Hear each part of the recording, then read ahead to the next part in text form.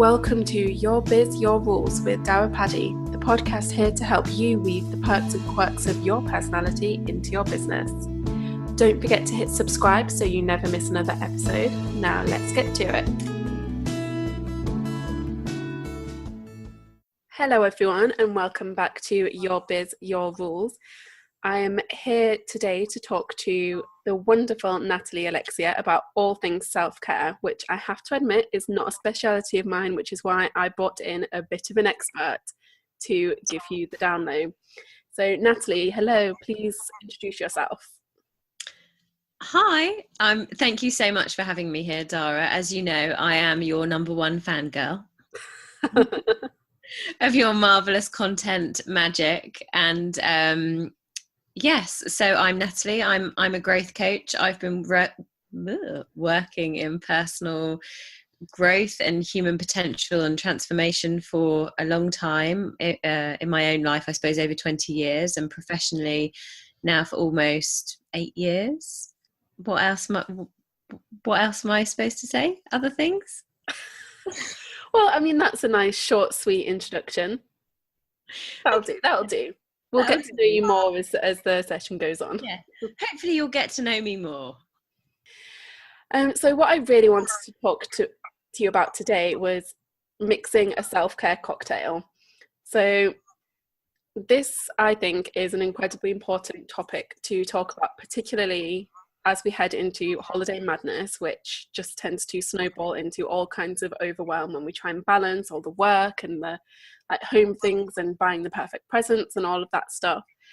But if we could start off, please, just explain to us all why self-care is so important. Well, I think self-care is so important for a number of reasons, but the first one for me is how we treat ourselves is an indicator of how we allow other people to treat us. And I think that when we can put that energetic flag in the sand that says, I'm going to do something that shows me that I'm worth the effort, it makes us show up in a different way. I'm a very, very firm believer, and experience has taught me in my own life that we can't give from an empty cup. So there is only so long that you can keep on pushing yourself to give and give and give without giving to yourself before you start to experience some pretty negative consequences. And those can show up in a number of different ways, whether it's, mental health struggles or depression, or whether it's adrenal fatigue or chronic fatigue, or, for some people in a more mild sense, it might just be getting the flu. But ultimately, when you put yourself to the bottom of the list enough, I am convinced that you will suffer the consequences. No, you will.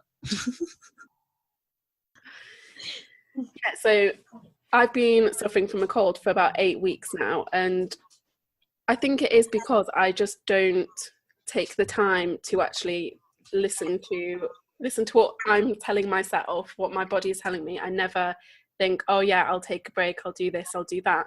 I always hustle to do the next thing and the next thing and the next thing, and I'm always there responding to my clients at midnight or 1 o'clock in the morning, and it's no good. You can't keep it up.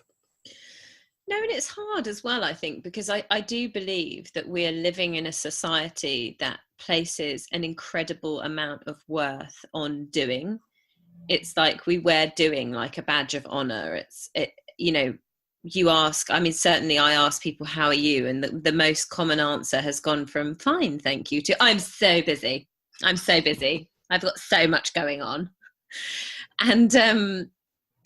And in some ways, I do believe it's because we think, well, wow, look at that busy person achieving all those things. They are, a business person. They are potentially a parent. They have a partner. They have pets. Look at them doing it all.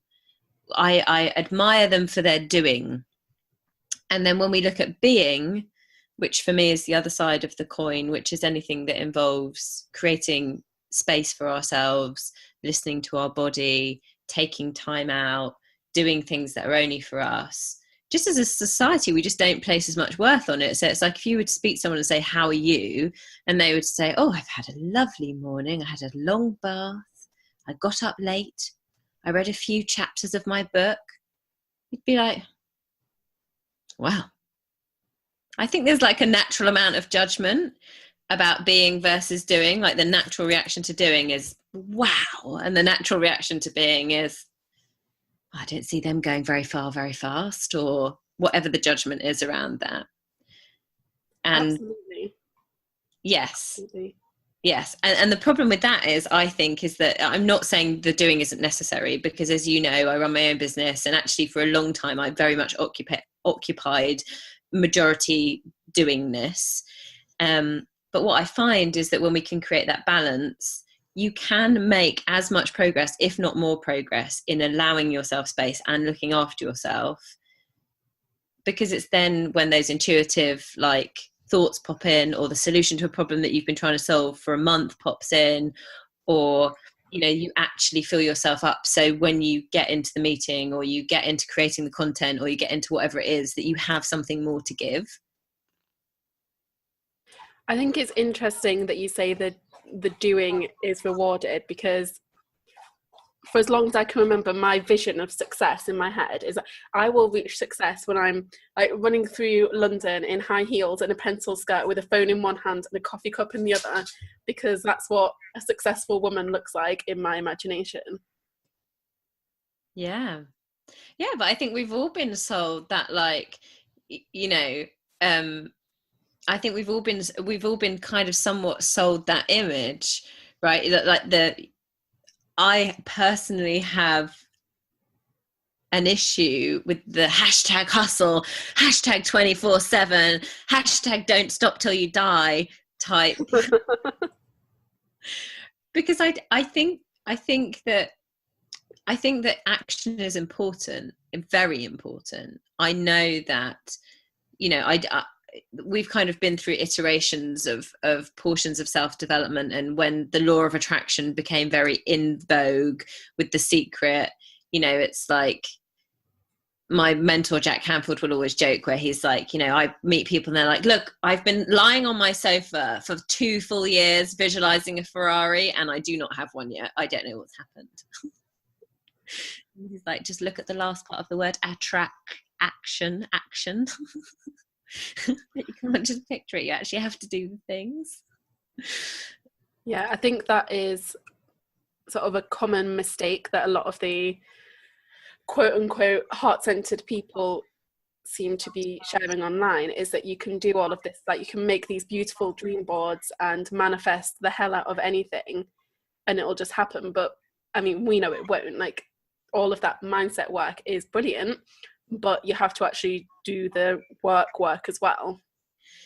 Yeah, I 100% agree. But I think for me, the balance comes in, it really does come in the two things. So for me, that whole law of attraction is, when you, so from a scientific standpoint, when you look at the power of visualization, and I have often trained the power of visualization as a way to foster innovation, because essentially what you're doing in your brain is you're creating structural tension.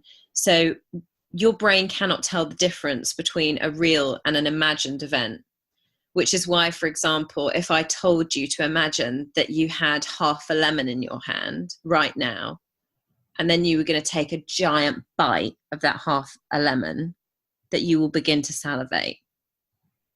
Because there's something in your brain that cannot tell the difference between what's actually happening and what you're imagining is happening.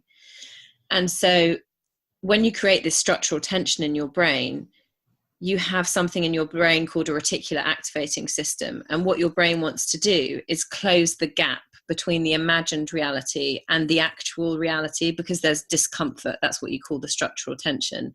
So I train visualization as a way to foster innovation, because essentially what you're doing is, when you consistently visualize something which is not your reality and you're simultaneously experiencing your reality, you open up the filters in your mind to look for the information to close the gap.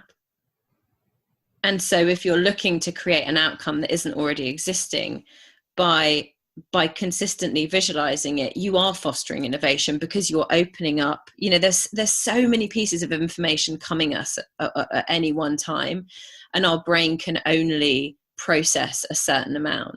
But ultimately you're playing with your own reality by visualizing, and you're opening that up so that the information that you need to manifest, and anyone who's listening, I just did a rabbitive manifest that reality suddenly becomes more available to you. And the potential was that it was always within your reality anyway, but you just weren't receiving it because your brain was processing other things at that time. Does that make sense?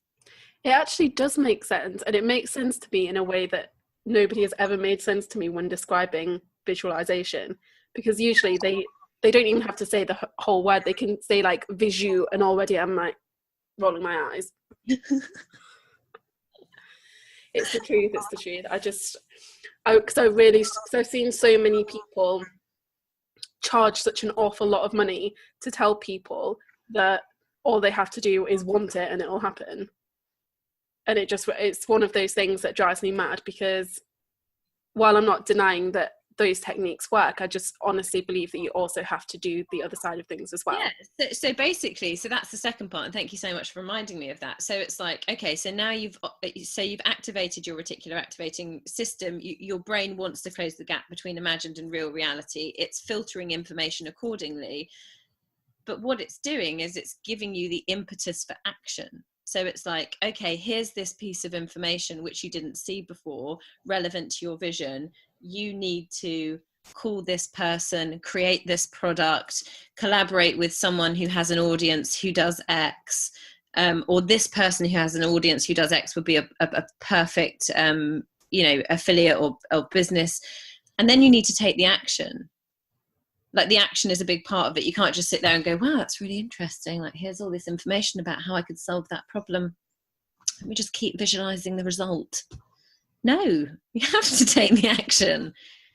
And in fact, the visualization is for me, it is more to do with the way that you filter information and the information that comes towards you, towards which action you should take, as opposed to being a thing in and of its own right.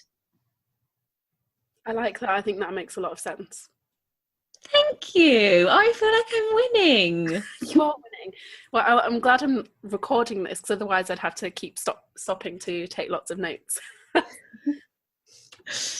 I once trained that, actually. I was so nervous because I had a big client in the US who's one of the largest legal firms, and I'd had lots of discussions with the CEO about what he wanted to create in this training. And one of the things that he wanted to create was fostering innovation. And I trained lots of different pieces, but that was one of the pieces I really wanted to train. And I was so nervous about it, because I was like, oh, they're all going to think I'm like a hippie. They're all just going to be rolling their eyes and like laughing at me. And I actually found myself, and I'm normally quite confident when I train in a room, but I actually found myself as I went up after lunch to train this one piece, I was like, oh my God, I'm shaking. And I trained it, and I did like a big interactive piece where I took them through a visualization and had them experience the physiological response in their body. And then when I got the feedback from the training, that was the thing. Everyone was like, oh my God, we loved it. It was like the best. It was the best bit. Anyway, I don't know why I told you that story, but... No, it's fine. I love it. I was like, even lawyers. Even lawyers. Even lawyers. Yay. So that sort of brings me on to the next part of what I wanted to talk about. I mean, not directly. In my head it does, because in my head, lawyers are busy, and now I want to talk about the busy. Busy. So, obviously, you and I are both in the mastermind together. Yes, we are. And everyone is, in a nutshell, always calling me crazy because I never take time off and I'm always doing all of these things. And everyone's always advising these different self-care activities for me to do, or these different ways to take time off. And my instinct every time is to be like, no, I can't do that. I'm too busy. I'm too busy to take that time. Too busy for that. So Do you have any tricks to get around this thinking of always feeling like you're too busy to focus on yourself? I don't know is the honest answer, because I truthfully think it's different for each of us.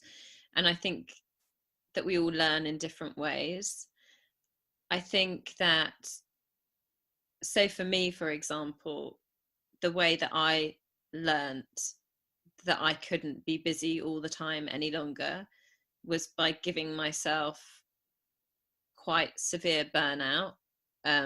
Like I ran a business with my husband in Spain for 12 years, and I had this sort of like cacophony of experiences that was selling my business, my dad having a stroke, a court case with my husband's family, and having 3 children and a ton of employees.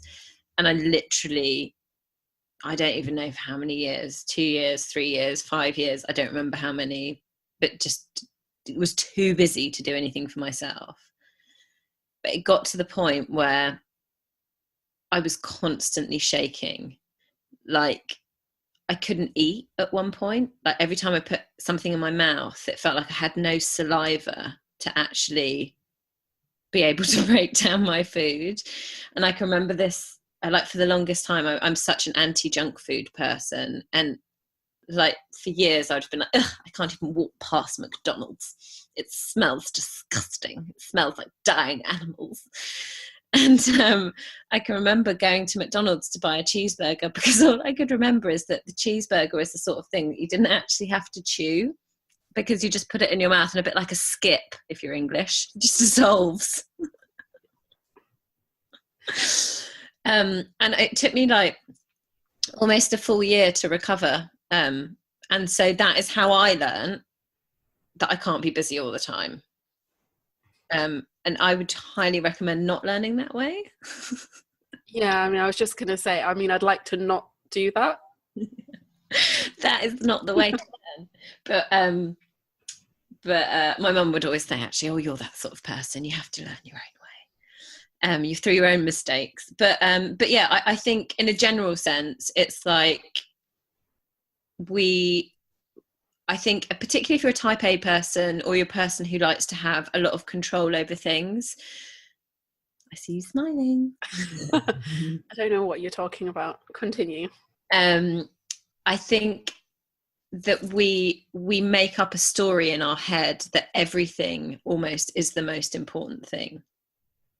And we also make up a story in our head that there is no one else who can do anything the way that we do it, and that means that it's not right or not good enough, and those are really exhausting thoughts, and they're very, well, firstly, they're not true. So I had to start looking at where in my life was I, because I would say, well, there's no point letting anyone else do anything, because they don't do it well enough, and therefore I just have to redo it again anyway, and it's just more stressful. I think lots of people can relate to that. But so I had to ask myself questions like, is it that it's not good enough, or is it that it's not done exactly the way that I would do it? And are those two things different? And how could this was a big question for me, how could I hold on more loosely? Because I felt like a lot of the time, and nobody else can see me but you, but like I was gripping on for dear life. And like, how could I relax my grip and hold on more loosely? So I think, and I mentioned this the other day, I have, a standard 3D response to a to-do list. So firstly, if I feel very busy in my head, and that does happen for me a lot, I love big paper, and big paper for me in some ways very freeing. So I'll feel like, oh my God, there's so much I can do, and there's so much I have to do, and there's no way that I can get to all of it. So I somehow find writing everything down on like a big A3 sheet makes it feel like there's less on the paper than there was in my head. And then I look at this 3D, like, what can I do right now to get it out of the way? Like, what can I get done in the next 5 to 30 minutes so I could completely cross it off the list? What can I delegate to someone else?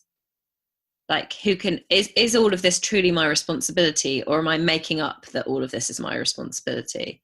Because on our list, like, you know, obviously you have stuff around your business, but that's not the only stuff you have. I'm guessing you have stuff around your house, stuff around your partner, stuff around your dogs, stuff around your family. And the truth is that not everything is your responsibility. So who can I pass it on to? And dump it. What can I get rid of? Like, what am I telling myself as an obligation that isn't really an obligation at all? Like, what would the world end if I didn't do this thing? What would happen? I hope that was a rhetorical question, because my answer would be yes, the world would end. And that's where you go. And how could I hold on more loosely? It's interesting what you say about the grip, because that's exactly how I feel about all of the different things on my list. And I feel like they're all helium balloons, and I've got all the strings in my hand.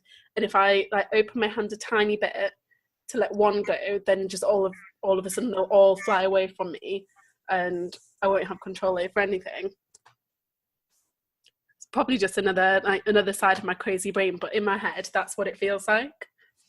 Yeah, I 100% relate to you in that, like, and this is, I'm going to share with you now how crazy I am. So I have 3 children, you know this, and my daughter, when she was little, she used to go and stay with her grandmother quite often over the summer. And I would be stressed about what she was going to wear while she was there. So when I used to pack her case, I would pack her, this is how I pack it. I pack a t-shirt and bottoms and socks and pants and hair accessories. And I would roll them up into a little roll and put each roll in the case. Or, you know, tights and a skirt and a sweater and hair accessories, and I would roll it up in a roll, and I'd be like, oh, thank God. And then I would tell her grandma, I'd be like, okay, when you open the case, what you'll see is all these rolls, and these rolls are the individual outfits that she will wear for each day, and you can pick any roll you want, but what you do is you use every item from the roll to dress her. And, you know, now hopefully you feel less crazy. I actually think that is a really good idea. But it's not, because the life will not end if her tights do not match her jumper. Like, the world will not end if no one brushes her hair. And ultimately it was causing some kind of panic in me. And when I looked at my life, that was just a metaphor for so many other things. I love that we all have these little snippets of crazy deep down. Yeah, and so ultimately it's like you tell yourself that if you loosen the grip on the strings of your helium balloons, that they will all fly off into the air and life will be chaos.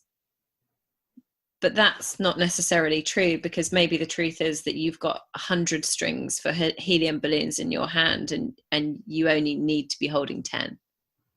You're giving me some food for thought here. Well, that's the aim. You are wrong. No, I'm not allowed to say that you're wrong, because I just started reading Essentialism this morning, so it's along a very similar theme. Okay. Of letting go of all of these things that you don't need to be doing. So I think I'm just getting into the zone of thinking about this stuff. And I think that's another important thing when talking about self-care, is that an awareness that you need self-care is the first step. My God, yeah. And the other thing I was going to say is, like, I had a really good friend of mine call me up the other day, and she lives in Santa Barbara. So she's been very near all these fires that have been going on in California. She was like, I'm so sorry. I feel so guilty. Like, I want to be a friend and I want to show up for your challenge. And, you know, we've had people who've been evacuated staying at our house, and I've just been thinking, goodness, I'm such a bad friend. And, you know, I've been feeling really guilty. And I was like, well, you know, I think an amazing self-care thing for you to do right now would just be to be really gentle with yourself and just say, you know what, life happens, and I'm going to choose in this moment to love myself anyway. I love that. And I think one of the things that puts people like me off all of these self-care things is that you think it's always another thing that you need to add. You need to add like a morning workout, you need to add 30-minute meditations like 5 times a day. You need to add this, you need to add that. But then I've heard you talk about deleting things being an act of self-care as well. And I was wondering if you could talk to us a little bit about that, because I just think that's a really interesting way to look at it. Yeah, I mean, I think saying no is an act of self-care, because I do think, again, that we're somewhat conditioned as individuals to be people pleasers. It's like, you know, when we're kids, we always want to be the good boy or the good girl, and we get praised for, you know, being thoughtful or sharing, and we get praised for thinking about others, and we don't, you know, we get told off for being selfish and thinking about ourselves. And I think that from a very young age, we are conditioned to seek approval from others and seek validation through others. And the way that we do that is by behaving and by essentially often honoring other people's needs.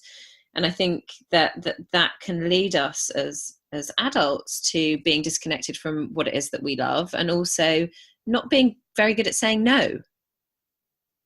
So like someone asking you to do something, whether it's attend a social event or do them a favor, and, you know, you already have a ton of things on your plate, and we want to please so much that we say yes when it's always an option to say no. And if we do say no, we feel like we have to have some like valid reason as to why we're saying no. I did a live actually with my sister-in-law, who runs Selfish Mother, and she said that when she was in her 20s, she was living in London, and she just kind of had gotten really into the busyness. She was a fashion journalist for the Telegraph, and so had a very active social life, loads of work stuff she had to do. And she said she got to the point where she felt so exhausted all the time that she started putting a weekend in her calendar where she would just schedule it as me time. And so anytime anyone asked her, can you do this on, you know, that weekend, she'd go, oh no, I'm really sorry, I'm busy. She's like, for some reason, like putting it in my calendar and saying, and she said, it's not even that I didn't ever do anything, but it was just this weekend that I just did what I fancied. You know, if I fancied going out, I went out. And if I fancied sitting on the sofa all weekend in my pajamas, that's what I did. But it was just this, I had it in my diary. It was scheduled in pen, me time. So anyone asked me to do anything, I just said, no, sorry, I'm busy.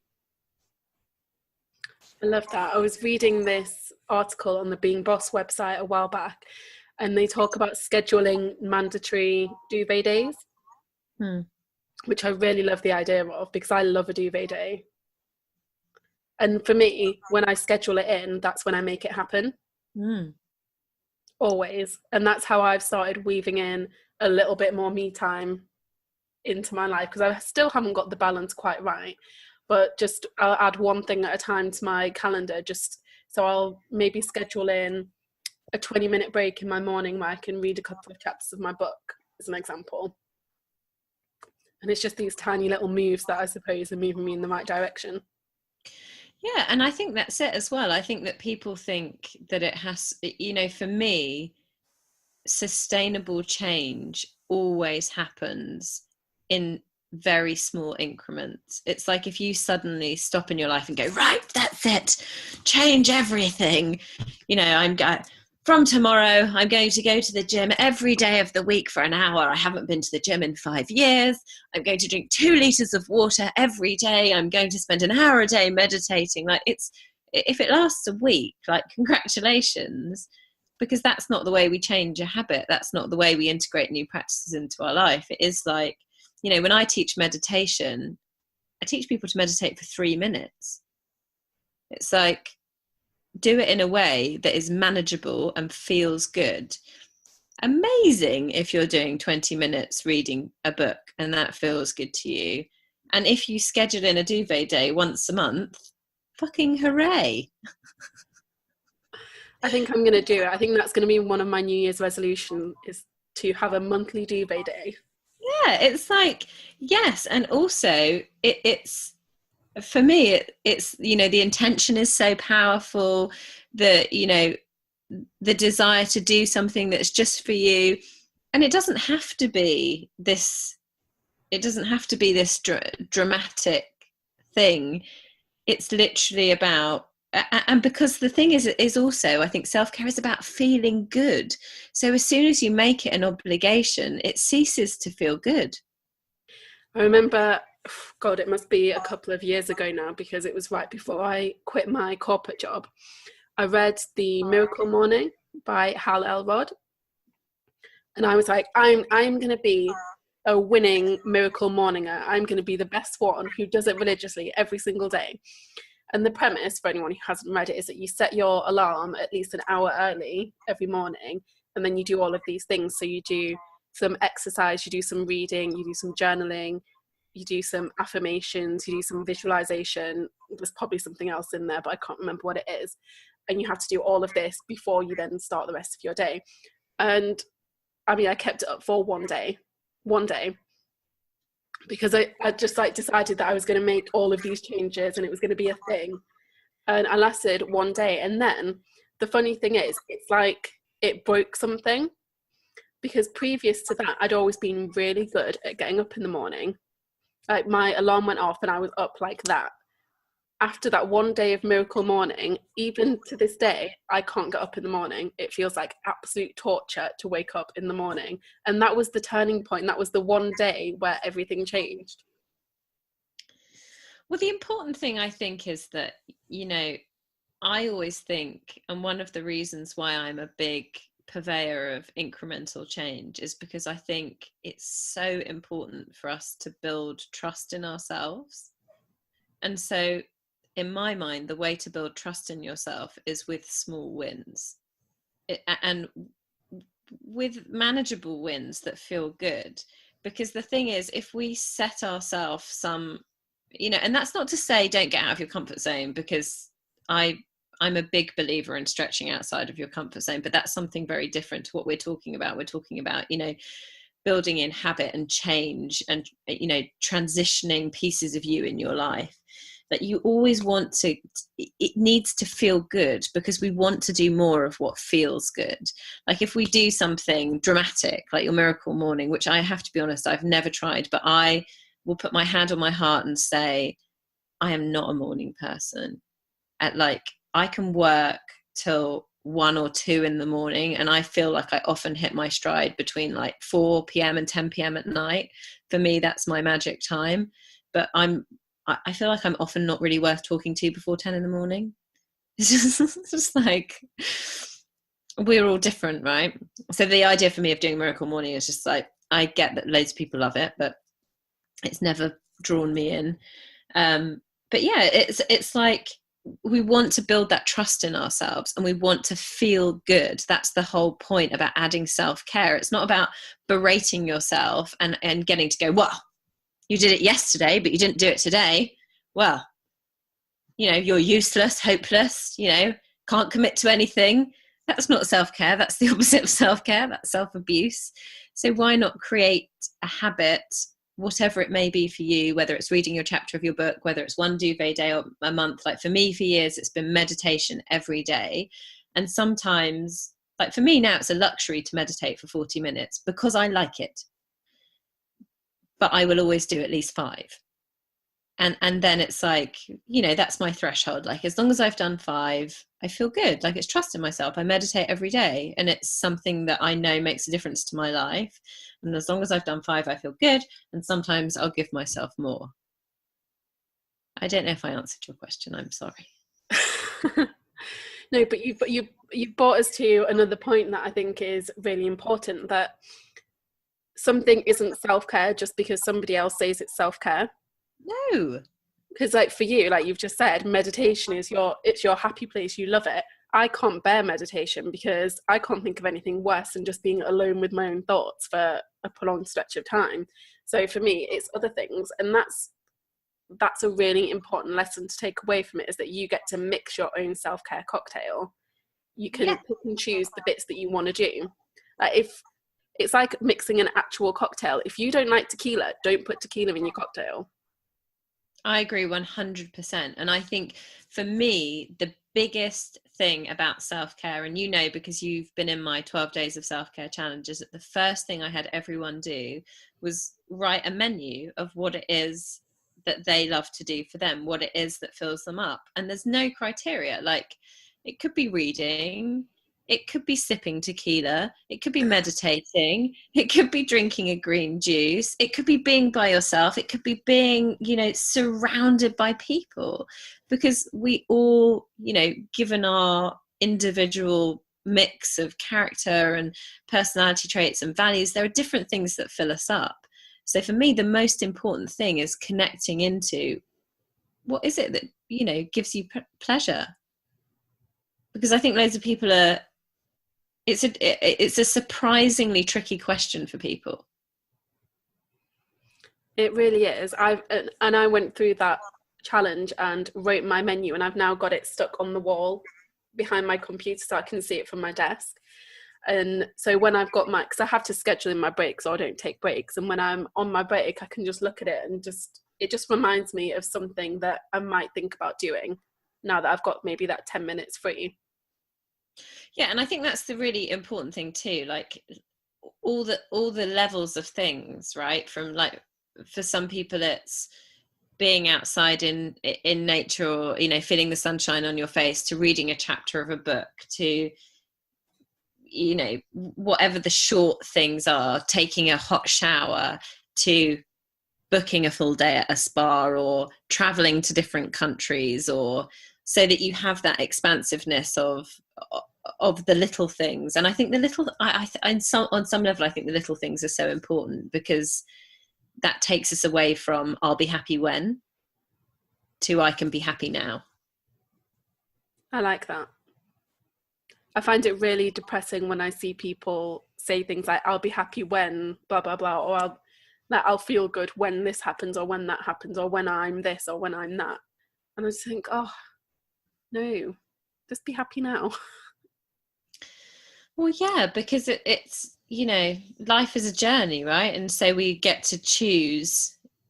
And I think that's the thing for me about, you know, self-care, and for me that moves into self-love and self-worth and self-belief. It's like we get to choose, are we going to enjoy the journey? And let's be honest, you know, for most of us it's a rich tapestry. It's not all unicorns vomiting rainbows 100% of the time. Unfortunately not. But I think this is something that I've only become aware of in the past year or so, because I mean, this year I've read an unholy amount of personal development books, and the underlying message in every single one of them is like, focus on how you are now and what you're doing now, rather than having this vision of being happy when. Yeah, and it is a choice. It's one of the irritating things I always used to say I still say to my children, but I've always said to them as they're growing up, happiness is a choice. God, I would have hated that as a teenager. I know they do. They roll their eyes at me so often. but it's a fact, right? But to some degree, you know, anything like this, self-care is really, let me actually stop for a moment and look at the bigger picture of what is my life, as opposed to being head down, you know, like we talked about before, doing in the busyness. Because it's a reevaluation, and it's an integrating of different things into your life, and it's an assessment of how possible is it to enjoy where I'm at right now, and what could I do if what I'm experiencing right now is not enjoying the present. What is it within my power to do to make the present more enjoyable? I love that. I think one of the most empowered moves you can make is to stop letting other people control your happiness as well. So I mean, that's something that's been like a lifelong mission for me, because I mean, when I was at school, I wouldn't speak in my classroom, if the teacher asked me a question, I would go to the front of the classroom and write it on the board rather than speak in front of my whole class.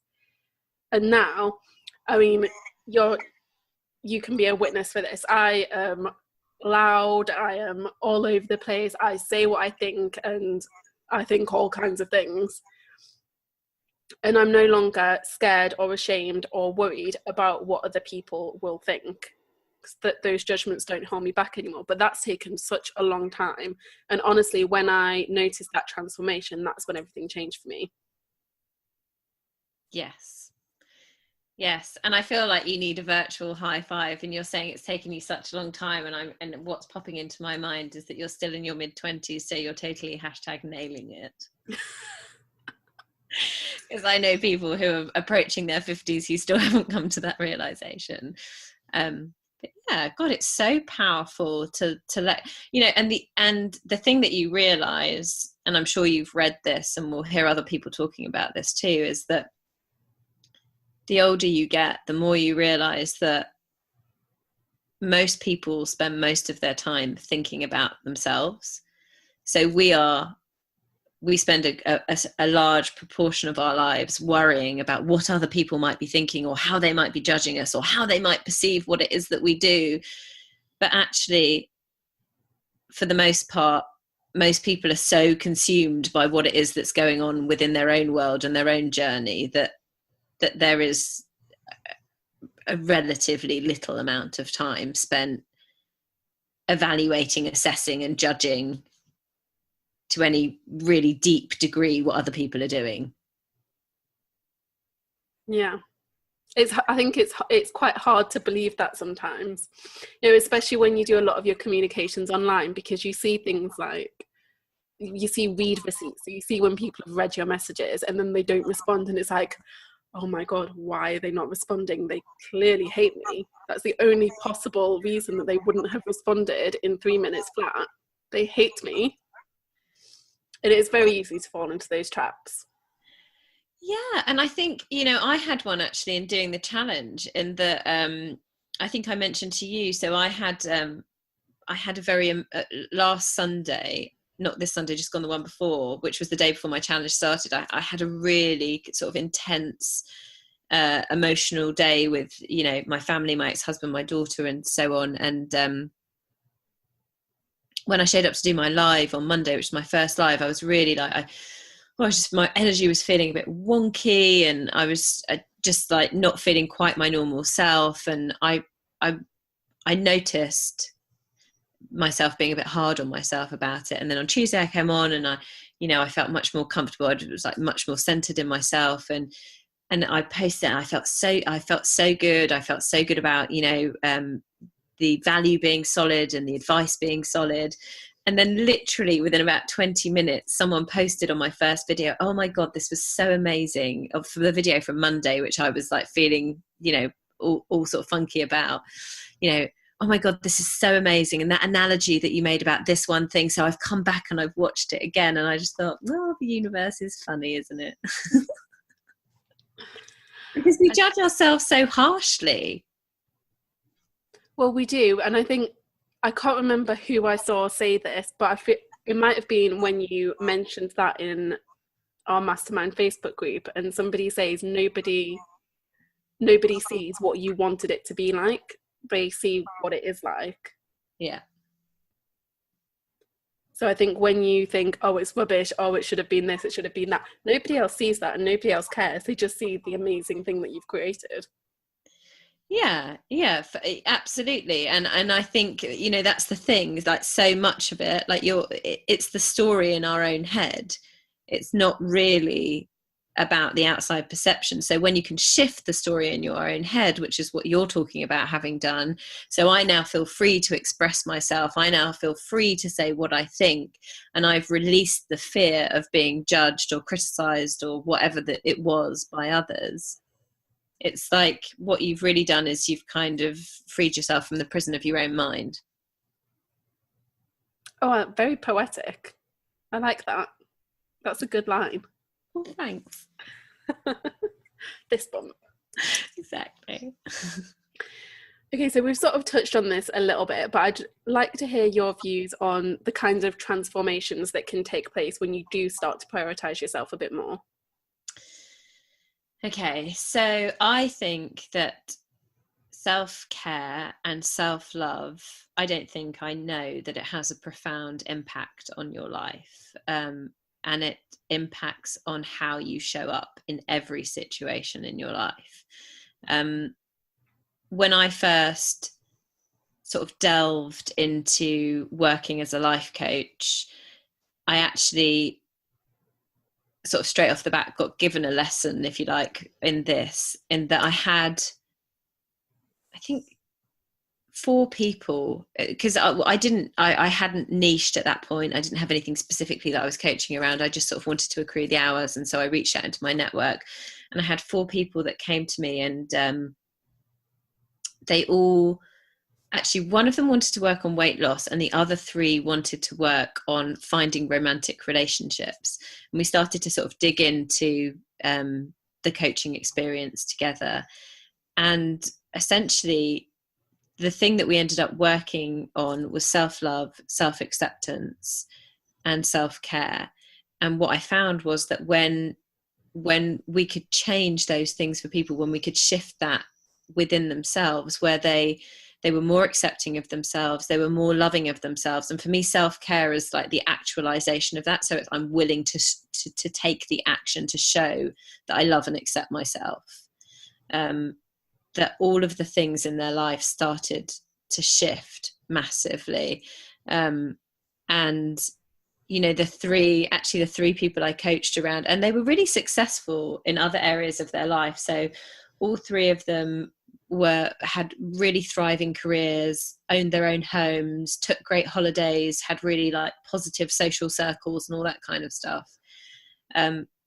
But what was sitting at the root of their inability to be able to be in an intimate relationship was this lack of self-love and self-acceptance for themselves.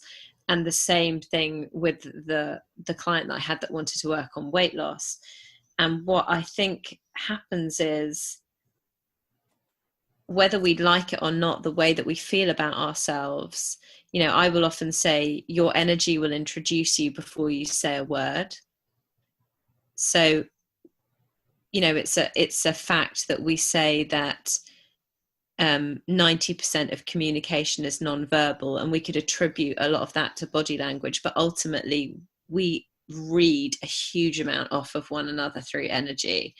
You know, have you ever seen someone across, you know, walked into a room and seen someone and just thought, oh, they're a bit dodgy? All the time. All the time.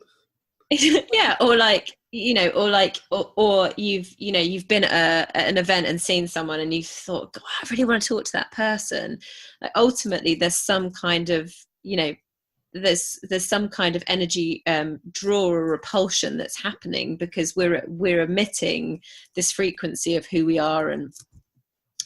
And so when you shift that piece inside yourself, which is a shift towards more self-love, more self-acceptance, and you're willing to show up in more self-care, you're essentially you're shifting your energy, you're shifting how people receive you, you're shifting how you show up in every role in your life.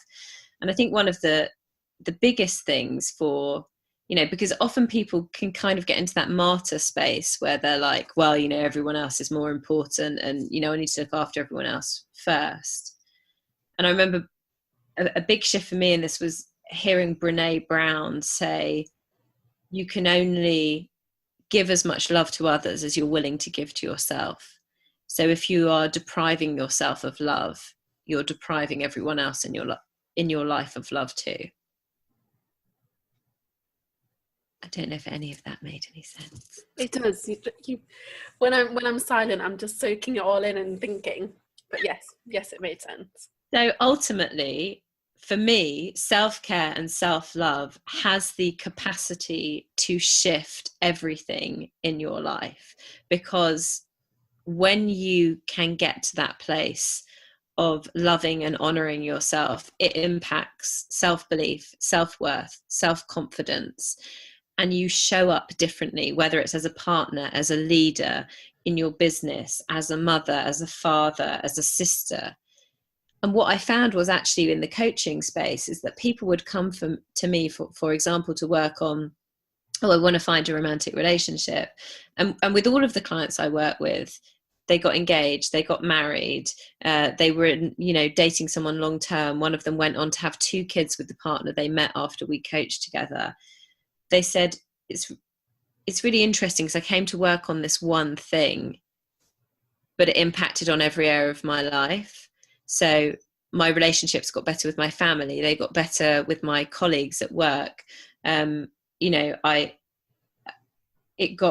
Everything got better because we're whole people. So it's not really possible to work on one part of ourselves, because when we work on one part of ourselves, it affects every part of ourselves. I think it's when you are a business owner and your business is built on you, on your brand, on your personality, this self-care stuff really does underpin everything, because if you're not taking care of yourself, that foundation is shaky. You're not going to be able to show up and do your best work. You're not going to be able to find the right clients and serve them in the best way.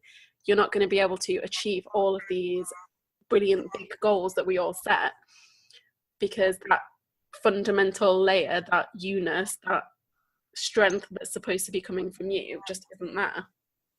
Absolutely. You are the foundation of everything you do, and in business 100%. And the stronger you can make that foundation, the greater chance you create for success. So mandatory duvet days, or your business will suffer. Exactly. That's the only answer. Although you did just say everyone's self-care is different, but but everybody loves a duvet day, surely. I actually really struggle with the duvet day. Do you know what? Saying that, I can't actually remember the last time I had a duvet day. My best friend came down here a few months ago and made me sit on the sofa for the entire day and watch films, and I was very grateful for it, but she had to stop me from getting up and doing things at least 5 times throughout the day. I was like, should we go for a walk now? Should we go to the pub? Should I make us something to eat? She was like, sit down. Well, it's just another example of how you're used to being the busy person, you're used to doing. Yes. Follow your own advice, Natalie. God. Yeah. Well, but like you say, it's different for everyone. And so I do definitely, for me personally, I occupy and I like the space of going back and forward between the two. So I like to spend my mornings, for example, meditating, journaling, tapping, and making myself breakfast and listening to music. And then by the time I hit about 11 o'clock, I get into emails, working, being in that kind of doing space. And I like to have both. I don't want to spend the whole day just waking up at 6 and being on the go throughout the whole day. But for me, equally, it probably is a struggle to spend the entire day just like, in a flotation tank. Well, I think balance is the key. Balance is the thing that we're all searching for. Yes. Yeah, and also it's what works for you, right? Because I think I've heard quite a few people say that work-life balance is a myth, but I just so don't believe that. I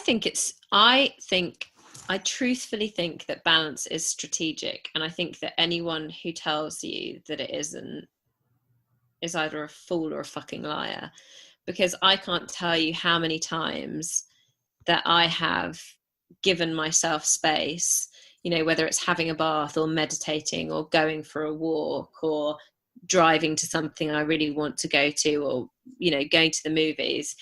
And I have had that thought, that inspired action, that idea to call someone, which has been transformative for my business, that I have never gotten through just being in the constant state of doing. And I think people need to remember that balance doesn't mean 50% of this and 50% of that. No. It's as much as you need of the one thing and as much as you need of the other thing. Yes. And those amounts will change. Those amounts will change over time. Sometimes you really need to just refuel your mind and your spirit and your soul and all that stuff. Whereas sometimes when you're feeling really inspired and really engaged, that's where you want to be spending your time. You want to be working. But as long as it all feels good, that's the goal. Yeah, and I think one of the other things, and one of the reasons why, as part of a self-care practice, I will have people create a menu too, is because I actually think that it's easier to practice self-care when you feel good. I think when stuff's going your way and you're feeling in flow and, you've got a relatively harmonious personal life and, work is going well, the idea of popping in 20 minutes of reading a book or 5 minutes of meditation, it's like, yeah, but I actually think when the shit hits the fan and something's gone wrong in your life, whether it's, you've had a massive argument with someone you love, or you've launched something that, you thought was going to be amazing and has been those are the times when it's the hardest to practice self-care, and it's the most important.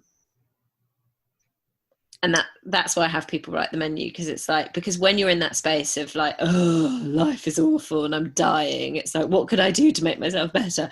Nothing. I don't like anything. I can't remember what I like. That is so true. Because one of my very, very favourite activities for me time is making art. Like, nothing makes me feel better or more like myself than just sitting down and making messy art. But when I'm crazy stressed out, I'll go upstairs to my guest room / art studio, and I'll sit there and I'll open a sketchbook and I'll look at a blank page for about 5 minutes, and then turn around and come back downstairs.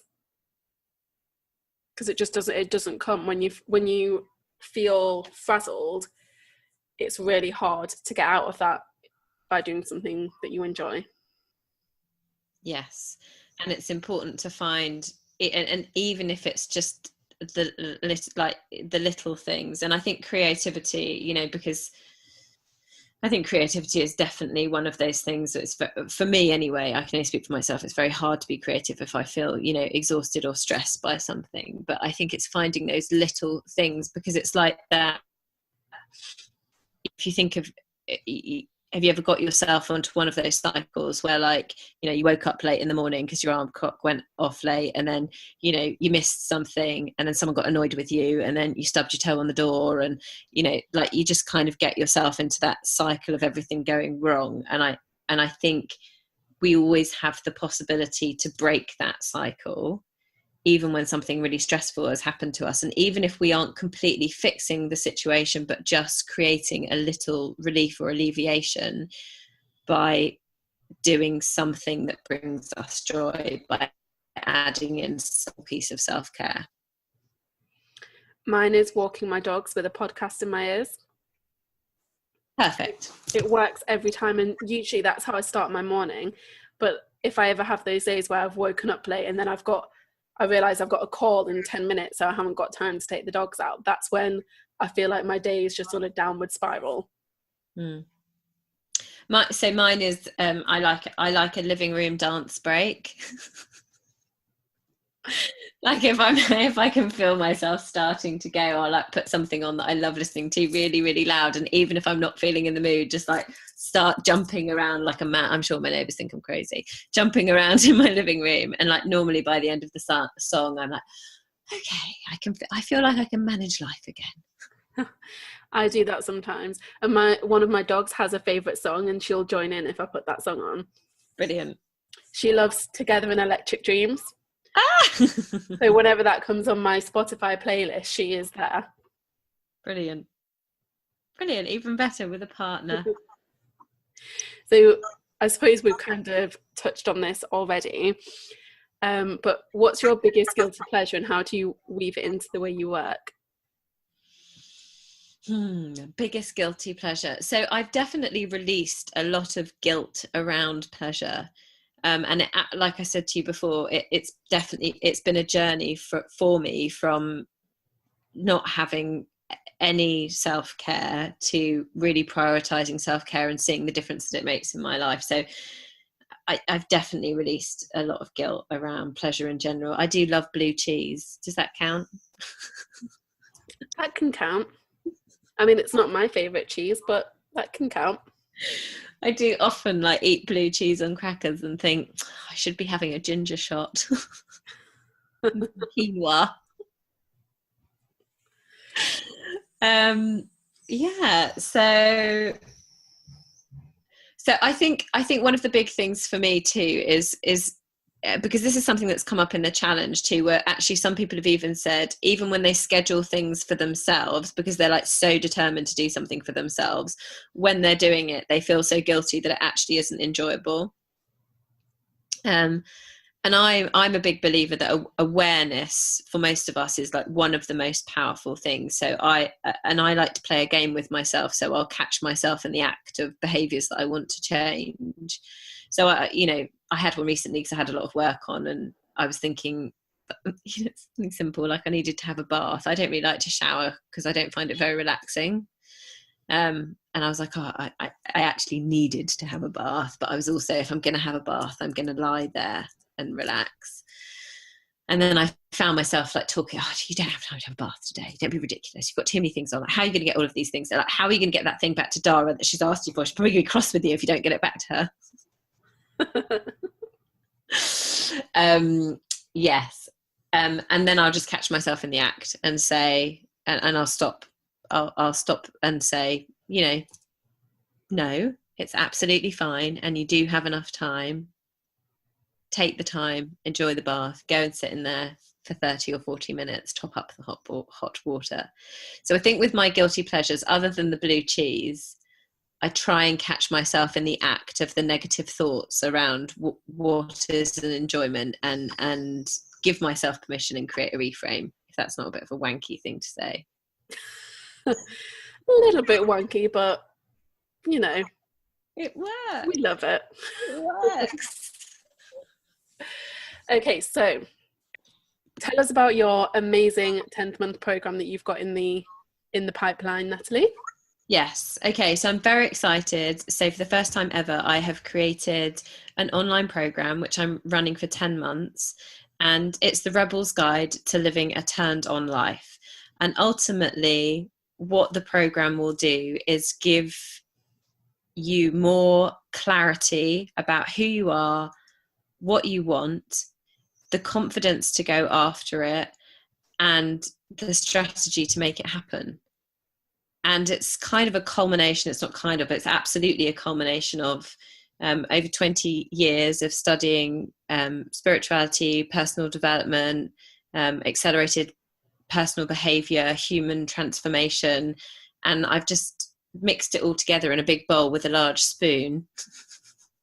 And I'm going to be bringing in, I'm really excited actually, because I'm going to be bringing in some amazing friends of mine to deliver masterclasses throughout the program.